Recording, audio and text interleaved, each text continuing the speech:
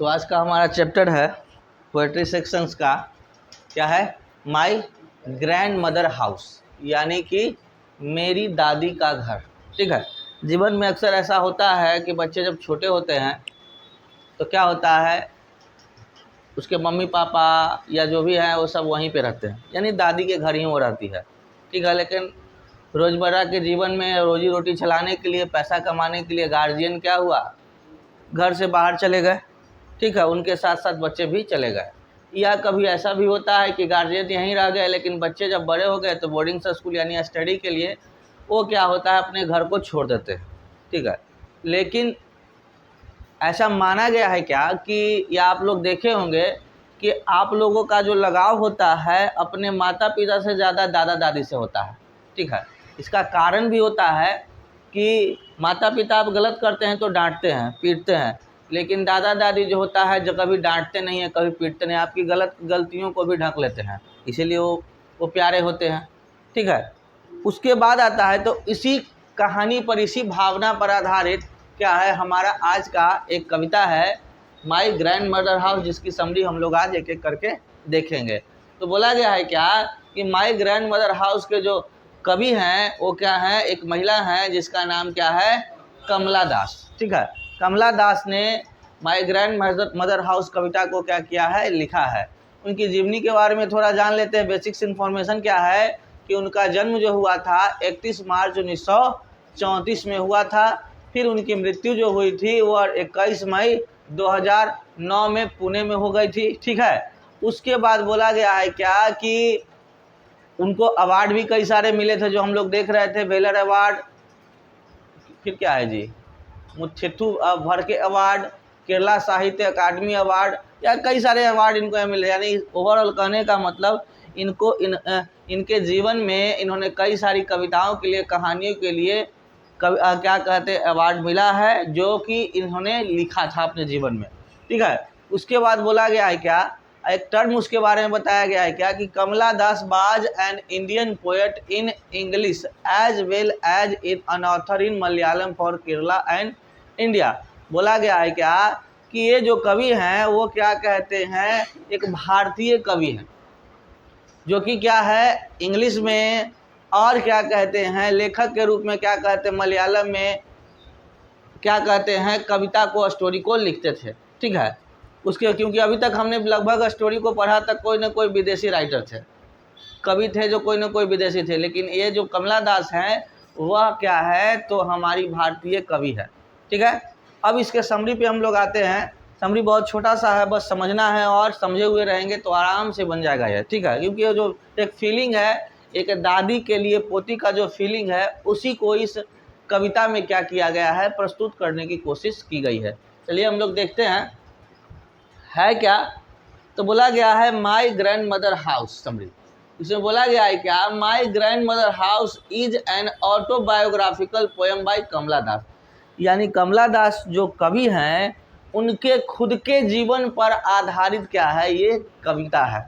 ठीक है। यानी ऑटोबायोग्राफी का मतलब ही होता है खुद के जीवन पर आधारित। ठीक है। यानी जो उन्होंने लिखा है वो खुद उन्होंने फील किया है।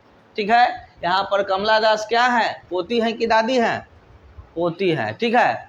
उसके बाद बोला गया है क्या, she describe the pitiable condition of her grandmother house and her own life. बोला गया है क्या कि वह क्या होता है, अपने दादी के घर के दयनीय स्थिति के बारे में डिस्क्राइब करती है।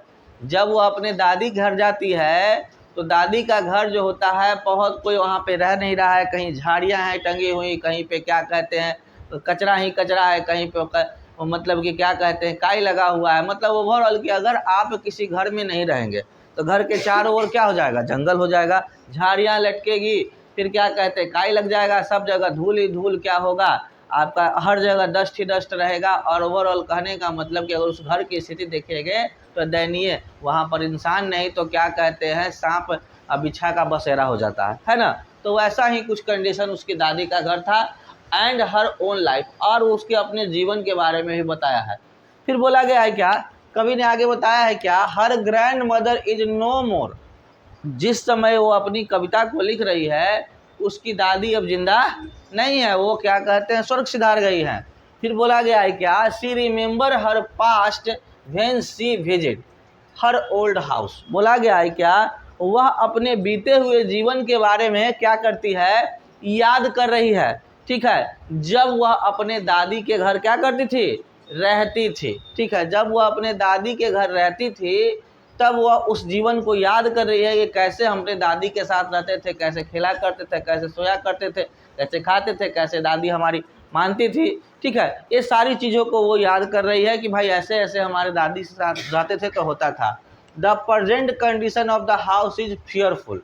बोला गया है क्या कि अभी का जो कंडीशन है, जिस समय वो दादी के साथ रहती थी उस समय घर का माहौल काफ़ी सुंदर था, लोग खुशहाली से रहते थे, हर जगह सफाई थी। लेकिन अभी का जो कंडीशन है वह डरावना हो गया, हर जगह सांप बिच्छा भूतों का बसेरा हो जाएगा तो घर तो डरावना होगा ही ना।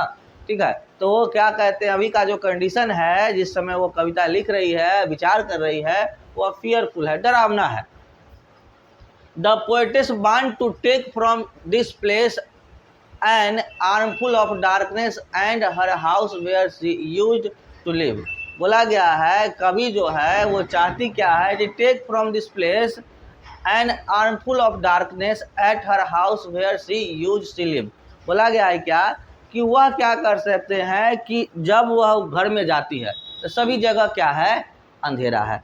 अब वह चाहती है क्या, वो फील कर रही है क्या कि जब हम उस घर में जाएं तो ऐसा लगे कि जैसे हम पहले रहते थे वैसा ही क्या कहते हैं वो घर हो जाए, वैसे ही सफाई वो अंधेरा सब कुछ हो जाए और जैसा था हमारा घर वैसा ही मिले, जो कि अब मिलने वाला नहीं है। ठीक है, आगे बताया गया है क्या, she want to put this darkness safely in her bedroom for ever recollect the memory of the past. बोला गया है कि वह उस मेमोरी को याद करने के लिए, ठीक है, वह अब कैसे कि वह घर कैसा होगा, कैसे हम दादी के साथ रहते थे, वह अपने जिस रूम में वो लिख रही है उस रूम को भी क्या कहते अंधेरा से भर देती है। अब सिंपल है कि हमें जो लिखना है उसके बारे में जब तक दिल से फील नहीं करेंगे कलम चलेगा कैसे, किसी को बताएं कैसे। तो उस फीलिंग को महसूस करने के लिए कवि क्या करती है, उसको क्या करते हैं, अथी से क्या कहते हैं, अंधेरे से भर देती है और आँख मूंद के याद करने लगती है कि दादी के साथ कैसे वो रहा करती थी। ठीक है, यानी ओवरऑल जो कविता है दादी के साथ कैसे एक पोती रहती थी और अब वह घर जब छोड़ के जा रही थी या जाने के बाद जब बहुत साल हुआ तो जब लौटी, जब तक कि उसकी दादी मर चुकी थी, इस दादी और पोती की फीलिंग को इस कविता ने क्या किया, कविता के जरिए क्या किया गया, प्रस्तुत किया गया, जो कि एक हर दादी से हर पोती का या हर दादा दादी से हर पोते का जुड़ाव होता है।